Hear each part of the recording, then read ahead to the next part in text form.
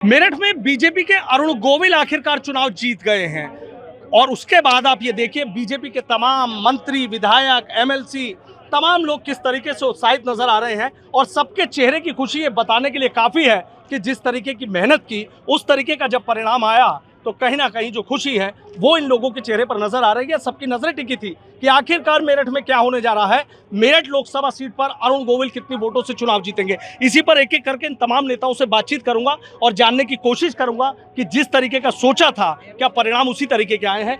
ऊर्जा राज्य मंत्री हैं डॉक्टर सोमेंद्र तोमर। सोमेंद्र जी, मुझे ये बताइए, जिस तरीके का परिणाम सोचा था वो आया? देखिए, मैं सबसे पहले मेरठ के सभी देवतुल्य नागरिकों का धन्यवाद करना चाहूँगा, अपने सभी देवतुल्य कार्यकर्ताओं का धन्यवाद करना चाहूँगा कि उन्होंने भारतीय जनता पार्टी को आशीर्वाद दिया है और हम लोग एक टीम के रूप में जो काम किया गया है, एक टीम के रूप में मेरठ को अच्छे से सर्व कर सकें, ये हम लोग का प्रयास रहेगा। और मैं ये बिल्कुल मानता हूँ कि जिस तरह हम लोग सोचते थे परिणाम उसके अनुसार नहीं आए हैं, क्योंकि जिस तरह का भ्रम विपक्ष ने फैलाया, मुझे लगता है कि हम उस भ्रम को दूर करने में नाकाम रहे कहना। बिल्कुल, आप एक्सेप्ट कर रहे हैं इस चीज़ को? देखिए, मैं बिल्कुल ये एक्सेप्ट करता हूँ कि जिस तरह की भ्रांतियाँ और लोगों को भ्रमित करने का काम विपक्ष ने किया, हम लोग थोड़ा उसमें चूके हैं, लेकिन मैं फिर भी विशेष रूप से धन्यवाद करना चाहूँगा कि एक जीत हुई है और ये टीम की जीत है सभी की। अच्छा, सब टीम की जीत है। कभी लगा जैसे कभी घटत बढ़त चल रही थी, कभी सुनीता वर्मा आगे, कभी अरुण गोविल पीछे, कभी अरुण गोविल आगे, कभी सुनीता वर्मा पीछे? नहीं, ऐसा नहीं है। हम लोगों को पूर्ण विश्वास था अपने सभी टीम की मेहनत के बल पर। कुछ मेरठ की जो सोशल इक्वेशंस हैं और क्षेत्रीय परिस्थितियाँ जिस तरह की, हम लोग को विश्वास था कि लास्ट में हम लोग जीतेंगे। अच्छा, लास्ट में हम जीतेंगे। विधायक अमित अग्रवाल हैं। अमित अग्रवाल जी, आपसे जब बात की थी आपने कहा था कि 1 लाख से कैंट से जिता लूंगा, बात सच हुई क्या? 96,000 से जीत गए। अच्छा। तो लगभग आ गए वहीं। और 1,62,000 मिली थी विधानसभा में हमको। 1,62,000 ही हमको मिली है। बराबर वोट मिला है। इतना अंतर है, जैसे अभी सोमेन जी ने कहा है कि जो भ्रांति उन्होंने फैलाई संविधान के बारे में, उस कांग्रेस के लोगों ने, जिन्होंने 105 में से 98 संशोधन खुद किए हैं संविधान में, और हम लोग इस बात को समझाने में नाकाम रहे और वो बसपा का वोट वो शिफ्ट हो गया सपा की ओर, और वो भी वोट उनको मिलके उसकी बढ़त हमारी कम हो गई। एक 18 की बढ़त थी विधानसभा में, 96 की बढ़त हमारी रह गई। तो वो बसपा का वो जो ट्रांसफर हुआ उससे लीड पर असर पड़ा हमारी। ये लीड अगर हमारी मिलती तो और भी अधिक लीड हो जाती, लेकिन फिर भी सभी विधानसभाओं के कार्यकर्ताओं ने बहुत मेहनत की, प्रचंड गर्मी में मेहनत की है और सबने जिताने की कोशिश की है। उसका परिणाम भी मिला है, सीट हमारी विजय मिली है हमको सीट पर। और कमी कहाँ नजर आती है आपको कि भाई मेहनत तो करने की जरूरत है ना? नहीं, मेहनत तो पूरी हुई है, मेहनत पूरी हुई है। केवल वोट इक्वेशंस का ही तो सवाल है ना। वोट इक्वेशंस में ये है कि जो बसपा का वोट जाकर जुड़ गया, ट्रांसफर हो गया, और हाथी जो है बिल्कुल बैठ गया, उसके घुटनों में दर्द हो गया, उठ नहीं पाया, तो वो सारा वोट उधर ट्रांसफर हो गया। वो उसके कारण से ये लीड पर अंतर पड़ा है। लीड पर अंतर पड़ा है। संयोजक हैं, बड़ी जिम्मेदारी थी कमल दत्त शर्मा। कमल जी, नतीजे तो आ गए हैं, जीत भी हो गई है, खुशियां भी आप लोग मना रहे हैं, लेकिन सवाल कहीं ना कहीं वही उठ रहा है कि सबकी नजरें मेरठ पे थी, एक बड़ा अंतर होना चाहिए था। हाँ, मेरठ पर नजरें थी और मेरठ जीत भी गया है। ये भी बात सही है कि अंतर कम रहा है। ये मेरठ की सीटें लगातार चौथी बार भारतीय जनता पार्टी ने इस पर विजय प्राप्त करी है। कभी इस पर हम 4,700 से भी जीते हैं, कभी 2,32,000 से भी जीते हैं, कभी 50,000 से भी जीते हैं, और आज की भी जीत आपके सामने है। ये बात सही है कि अंतर कम रहा है, लेकिन जीत तो हमारी हुई है। तो अब हम सब लोग जो हैं, जो हमारे 20 लाख वोटर हैं और उनसे जुड़े हुए सब लोग जो यहाँ जिनकी वोट भी नहीं है, आदरणीय अरुण गोविल जी अब सबके सांसद हैं और हम सब लोग मेहनत से चलेंगे और जो इधर से इधर वोट हुआ है, शिफ्ट हुआ, उसको भी अपनी तरफ जोड़ेंगे। इस तरह का प्रयास हम सब करेंगे मिलजुल कर और अपने विकास को उनके सामने ले जाएंगे। हाँ। और अभी की जो स्थिति है, जो आदरणीय अमित जी ने कहा है, आदरणीय डॉक्टर सोमेंद्र जी ने कहा है, ये भ्रम है। ये भ्रम बहुत जल्दी टूट जाता है। आदरणीय मोदी जी अब प्रधानमंत्री फिर बनने जा रहे हैं। अभी भी हम सबसे बड़ी पार्टी हैं और 300 से ऊपर जा रहे हैं, लेकिन भ्रम की जो स्थिति है, भ्रम तो भ्रम है और ये तो टूटना ही है।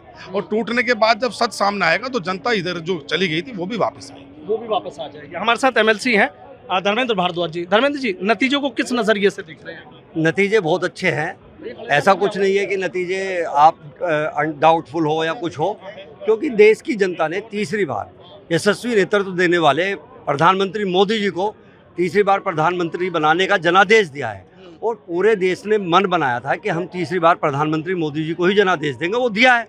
और जहाँ तक सवाल ये है कि जैसा आप क्वेश्चन पूछ रहे हैं, मैं उसी के बताना चाहता हूँ। कुछ स्टेट में मान लिया, अगर कहीं स्टेट में, हमारे उत्तर प्रदेश में है हमारी कम आई हैं सीटें, तो कर्नाटक में हम बढ़े हैं, हम तेलंगाना में भी बढ़े हैं, हम मध्य प्रदेश में अपना हुआ है, उड़ीसा में हुआ है। तो कहीं कहीं कुछ मुद्दे ऐसे हो जाते हैं जो भ्रम फैल जाता है, कुछ प्रत्याशियों का विरोध हो जाता है। लेकिन हमारे यशस्वी प्रधानमंत्री मोदी जी का और उत्तर प्रदेश में यशस्वी मुख्यमंत्री योगी जी का ना कोई विरोध है, ना कोई उनके यश में, उनके तप में, ना उनके त्याग में, ना उनके साहस में, ना उनके पराक्रम में, और ना उनके राष्ट्र के प्रति समर्पण भाव में देश की जनता के को कोई डाउट नहीं है। तो इसलिए तीसरी बार प्रधानमंत्री मोदी जी को बनाने के लिए जनादेश दिया है। और मेरठ की जनता ने चौथी बार भारतीय जनता पार्टी के यशस्वी प्रत्याशी को अपना जनादेश दिया है। और जो कास्ट इक्वेशंस होती है, जो चुनाव होता है, वो कास्ट पे चला जाता है कहीं ना कहीं, तो उस इक्वेशन से जीत का अंतर थोड़ा बहुत कम हो सकता है, बढ़ सकता है।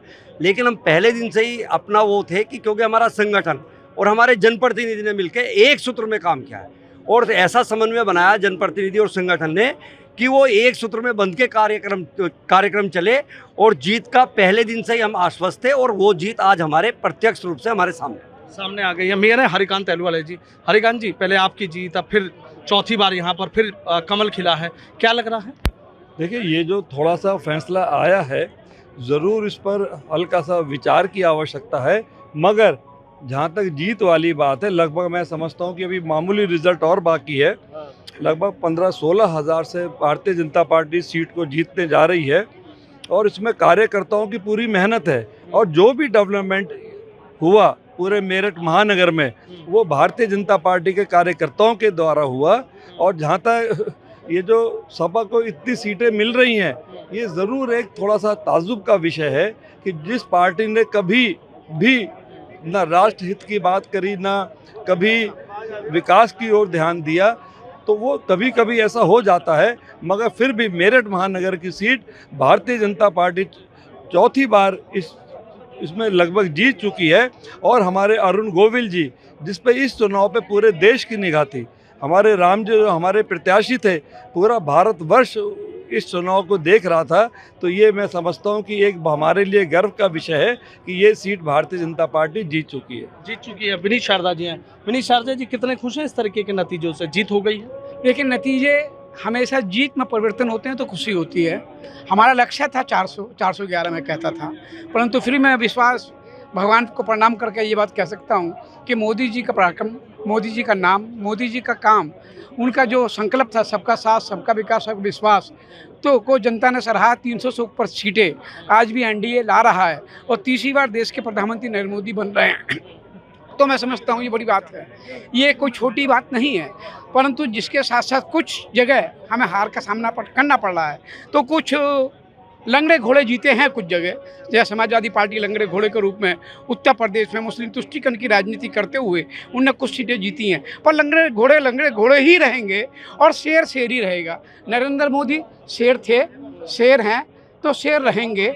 और भारत के नाम को विश्व पटल पर जिन्होंने ऊंचा किया है, उसका नाम नरेंद्र मोदी है। मेरठ के जीत को अरुण गोविल जी ने जीता है, तो मेरठ के देवतुल्य कार्यकर्ताओं को, मेरठ और उत्तर प्रदेश के अपने व्यापारियों को मैं आभार प्रकट करता हूं, धन्यवाद देता हूं जीत के लिए। मैं ये समझ सकता हूं मेरठ की जीत, उत्तर प्रदेश की जीत और भारत की जीत एक अच्छी जीत है। और मोदी जी तीसरी बार देश के प्रधानमंत्री बनने जा रहे हैं। हमारे साथ महानगर अध्यक्ष हैं सुरेश चंद्र नितुरा। सुरेश जी, लग रहा है जीत तो हो गई है, आगे के लिए भी? हाँ, देखिए, हमारे लिए तो बड़ी अग्नि परीक्षा थी, क्योंकि पहली बार 3 बार हमारे सांसद यहाँ पर रहे, चौथी बार हमारे बने हैं, इस रूप से भी अग्नि परीक्षा थी। दूसरी बात ये है कि हम सबके जो राम हमारे उपासक रहे, जिन्होंने रामायण में टीवी सीरियल में राम का अभिनय किया, तो वो सब हमें लगता था कि हम पे 2 ही जिम्मेदारी है, और हमें बड़ी प्रसन्नता है कि हम उसमें सफल हुए।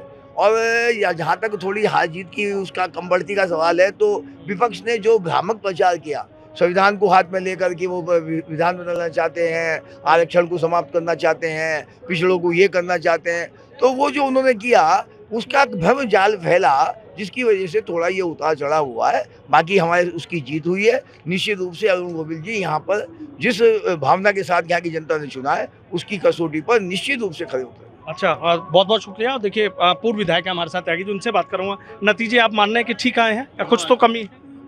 नहीं, नतीजे बहुत अच्छे आए हैं। इतनी कड़ी धूप में कार्यकर्ताओं ने जो मेहनत की और हमारे जो देवतुल्य वोटर और जनता ने जो अरुण गोविल जी को चौथी बार यहाँ इस सीट पर विजय दिलाने का काम किया, मैं उनको बधाई देता हूँ और अपने देवकुल कार्यकर्ताओं का धन्यवाद करता हूँ। ठीक है, बहुत बहुत शुक्रिया। तो देखिए तमाम जनप्रतिनिधि किस तरीके से उत्साहित हैं, लेकिन हाँ इस बात को ज़रूर स्वीकार कर रहे हैं कि जो जीत का बड़ा अंतर होना चाहिए था वो अंतर कम रह गया है, और उसमें क्या कमी रह गई है अब इसकी समीक्षा की जाएगी। लेकिन इतना साफ है कि कहीं ना कहीं जो कैंट विधानसभा है, उस कैंट विधानसभा की बदौलत ही मेरठ लोकसभा सीट में जीत की कहानी अरुण गोविल लिख पाए हैं।